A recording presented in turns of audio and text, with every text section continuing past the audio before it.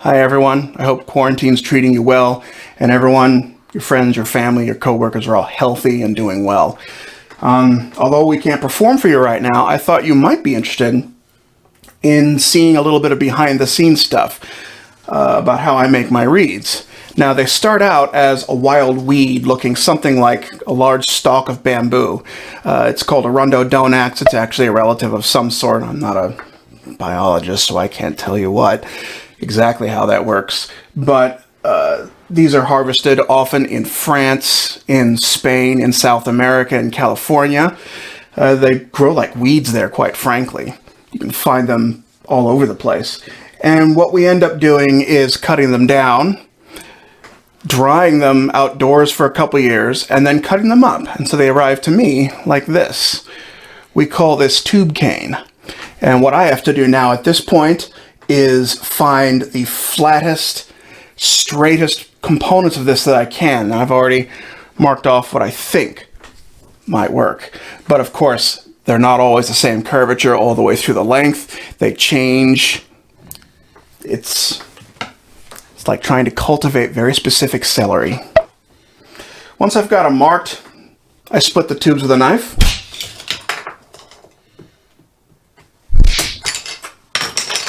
Trying very hard not to cut myself. And so now we've got these collection of sticks. The first thing I'm going to do is try and find the straightest part, and then I'll cut them to length with this tool here. We call it a guillotine. I wonder why.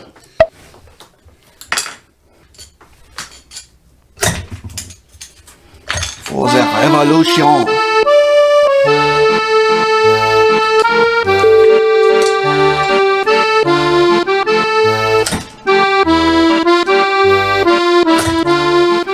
All right, now we've got a couple pieces cut.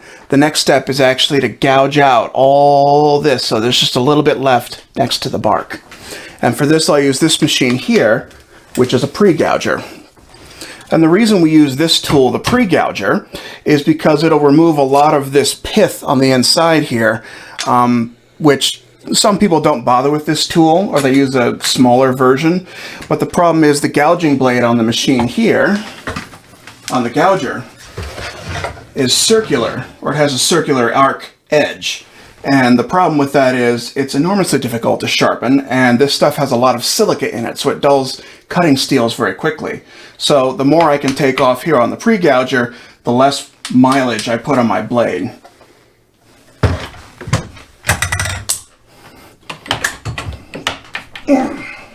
Lovely.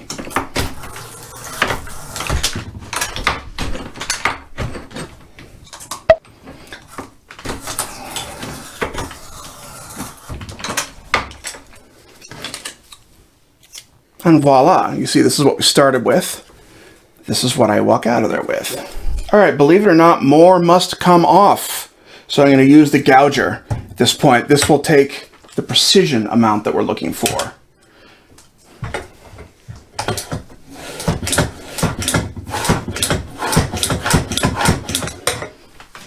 And then I just turn it around because no piece of equipment is perfectly symmetrical. As you can see. So what this is now is a stick of gouged cane. You can buy this from companies, but it will cost you money.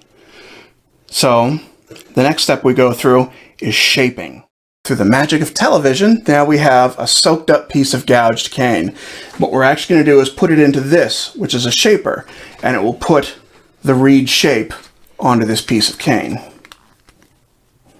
Just line it up best we can. Cinch these down, keep it from sliding around. And then carefully, we're going to remove some of this stuff.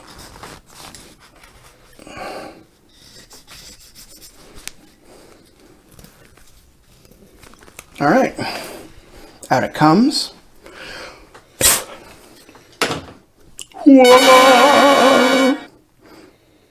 The next step we have is we're going to take this piece of cane, shave it down in the middle so that we get the blade of the reed, like so, because this will end up being folded over on itself. Now, the reason we have to shave off some of the bark is too dense to work as a reed.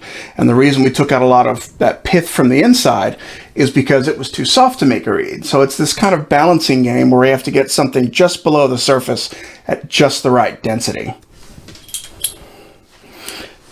Now, to do this, I'm going to use a machine called a profiler.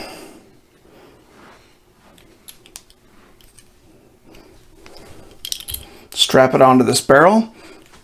And now we're going to plop it into this machine right here. All right, so now we're going to get going with this.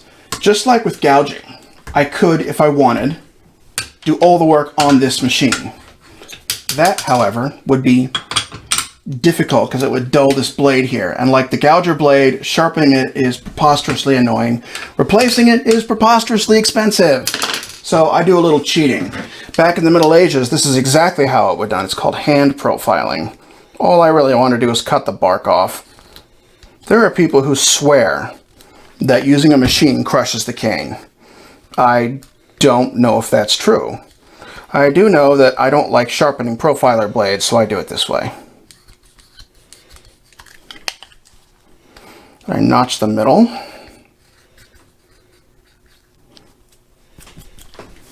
Again, desperately trying not to ventilate my circulatory system to the outside world.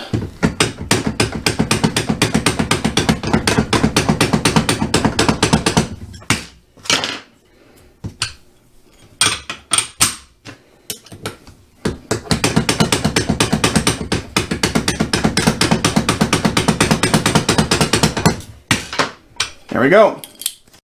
Now, once we've gotten to this point, this is called gouge-shaped profiled cane. And many professionals and a lot of students will build reeds from this point. Sticks like this, as of this particular moment in time, probably go for around $4 or $5 a piece. And that's actually on the expensive side, though they have done a bunch of the work for you. I prefer to do it from the gouge cane because I can get to this point for about 60 cents a stick. So, I mean, I had to buy several machines that cost a couple $1,000s, but, well, I don't know if that's smart of me or not, but it's where we are now. And now you can see where the reed blades are going to start to develop. Lost a little bit of a corner here. That's not really a problem because it'll end up being cut probably about there. The next thing we have to do is a step I won't show because it's boring and takes a little bit. Filing away some of the edge here because when it gets rounded into a tube, if I don't do that, it'll meet edge to edge, which means it'll leak. If I file the edges in a bit, it'll meet like that and it's a stronger bond. But you don't want to see that, so once again, through the magic of television. Alright, again, for this step, it has to be very, very wet. In fact, I usually soak it until it sinks to the bottom, till it's that saturated, and it adds a degree of flexibility. So the next thing to do is actually fold this over onto itself. Ah, it's starting to look more like a reed now, isn't it? Get my lamp. Line the edges up best I can. And to hold everything together when we actually form the tube, I use some string to hold the two halves of the blade together. Now, some people will use something like a shoelace or a strip of leather, rubber bands. Some people put some wires on it. Everyone has their own method, and provided it works for them, I don't think there's really a correct way outside of that. All right. That's done. Cut the string. Drop it in the drink for just a moment. All right, a few minutes have passed, and the cane and the wrapping are nicely soaked up. And all we really do at this point, jam a mandrel into the end, force it down. And it can take a fair amount of strength to get that to happen.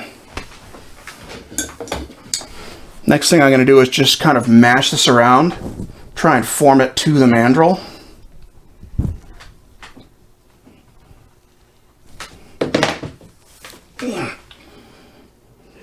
Now at this point, I'll take it out of this enormous pin vise basically, and this will sit by itself for up to a week, sometimes longer.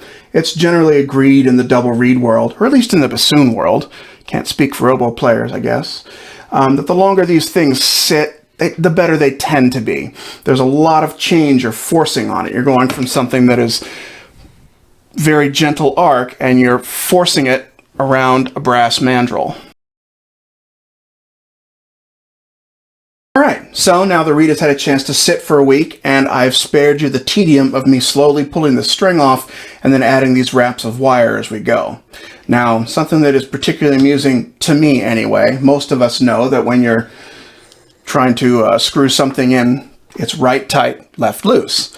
For some odd reason, most bassoonists I know tighten to the left. Perhaps I'm missing out on a big secret there. I don't know. So at this point, I'm going to put the wrapping on. Just check really quick to make sure the wires are mostly tight.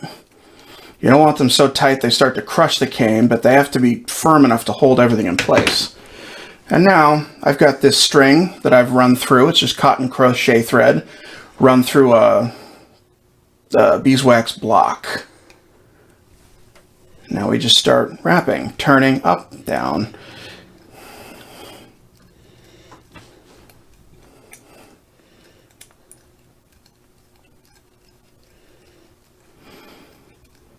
And if I went slower, this would be a lot prettier.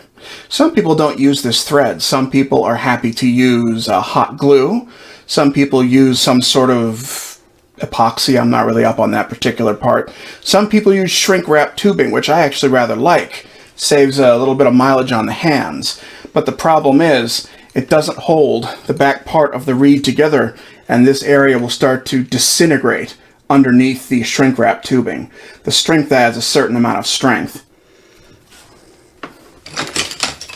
Alright, just gotta tie it off.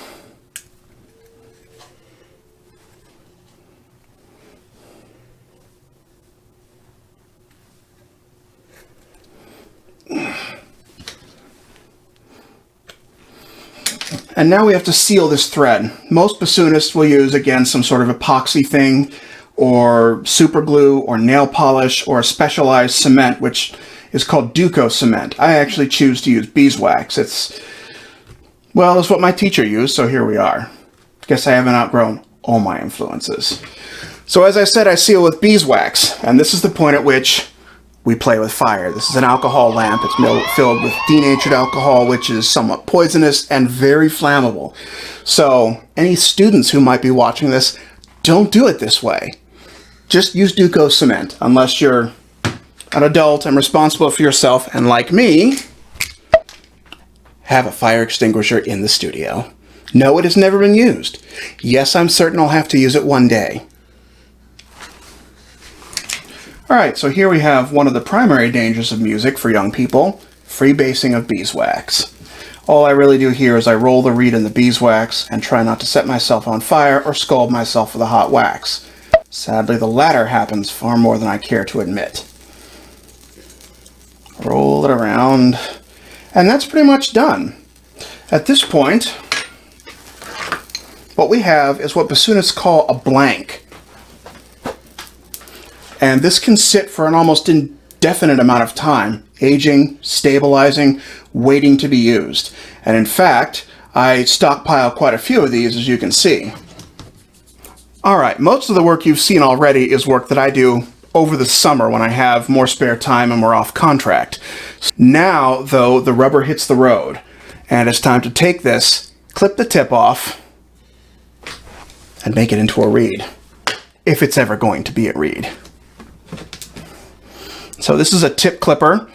Most people don't have to use it. Some people prefer to use a knife and this little cutting block made out of a particularly dense wood. I think it's grenadilla, but I don't remember if I ever knew it in the first place.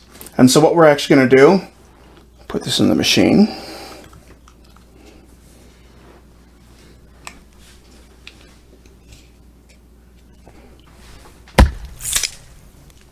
Instant tip clip.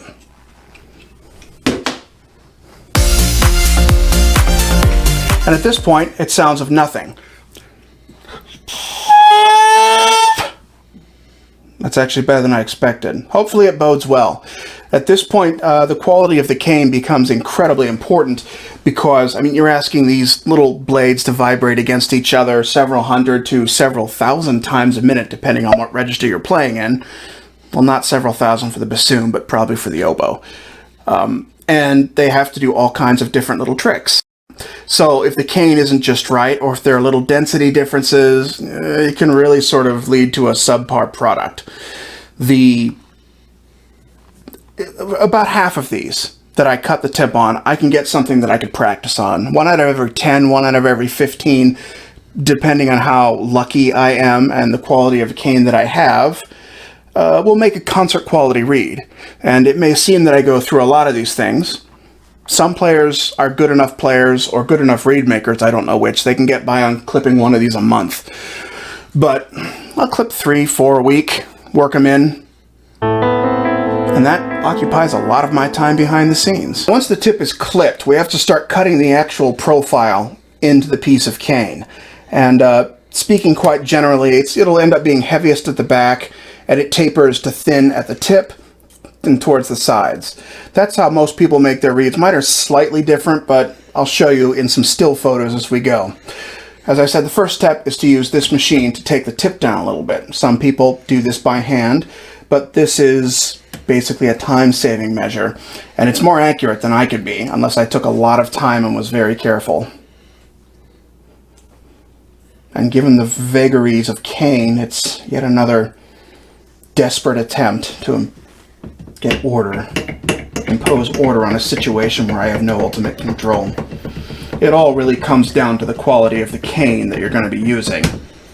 Very rarely have I encountered a reed maker who could, as they say, make a silk's purse out of a sow's ear. The better the reed maker, the better the final product, but what nature has given or held back from a specific piece of cane, reed maker can't give or take away. Well, the reed maker can take away a whole lot if they mess up.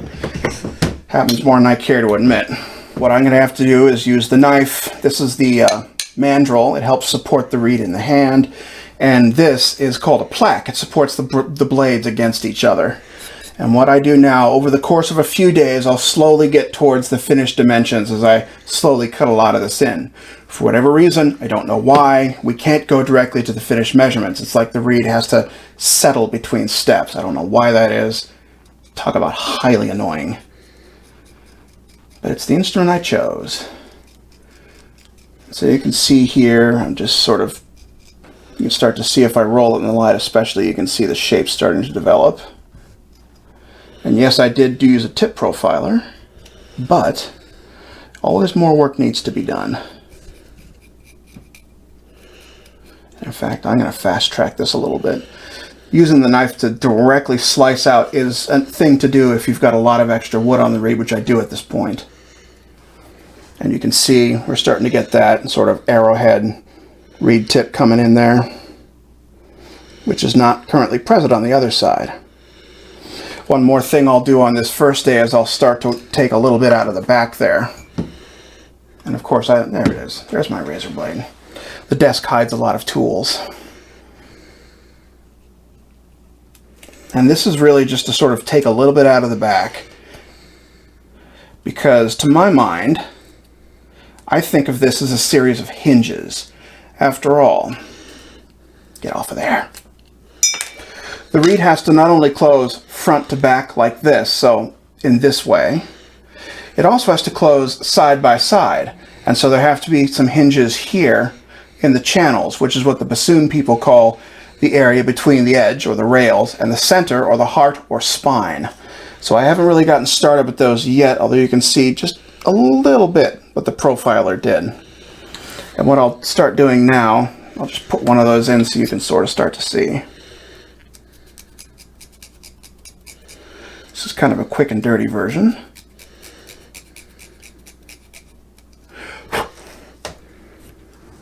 And so you can see there, starting to come in on this side a little bit. That may be all it needs, but usually this will have to be refined over the course of a few cutting sessions. And hopefully, if I'm lucky, I'll get to the end of all this over the course of weeks of effort, and it won't be completely terrible. Alright, thanks for watching. If you've made it this far, you're now ready to make your own bassoon reeds. The process does have some more intensive steps than I showed, but they largely consist of me sitting here using my most important tool, coffee, and just hacking away at reads while I watch something out of the corner of my eye on Netflix or Hulu. And that's just a little bit of what goes on behind the scenes, stuff you never see. But it's a big part of any reed player's life. Take care of yourselves. Hope everything's going well.